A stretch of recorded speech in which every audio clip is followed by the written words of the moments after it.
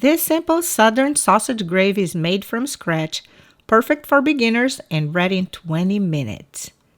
I preheat my large frying pan on medium heat for a couple of minutes and brown 1 pound of ground pork breakfast sausage, breaking it up into smaller pieces and stirring.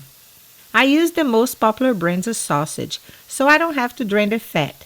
If you happen to use a brand that contains too much fat, you may drain off some of the excess.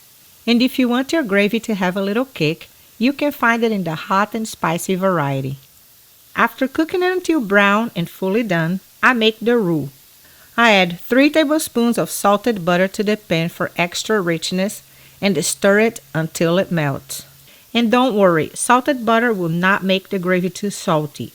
I always end up having to add more salt to it anyway, and salted butter is a lot more flavorful. Once the butter melts, I sprinkle 1/3 cup of all-purpose flour all over the sausage and stir until well coated. If you prefer a thinner gravy, you may reduce the flour to 1/4 cup. I continue stirring on medium heat for a couple of minutes or until the mixture gets a nice tone of caramel. I pour in 2 cups of whole milk, which adds an extra rich and creamy texture to the gravy, and continue stirring. If you prefer to add skim milk instead, it's fine, but whole milk makes it much better. Then I add a 12-ounce can of evaporated milk. I like it because it gives the gravy a better flavor, but if you don't like evaporated milk or you don't have any at home, you may add another cup to 1.5 cups of whole milk instead. Once everything is well mixed, I taste it and add some salt and pepper.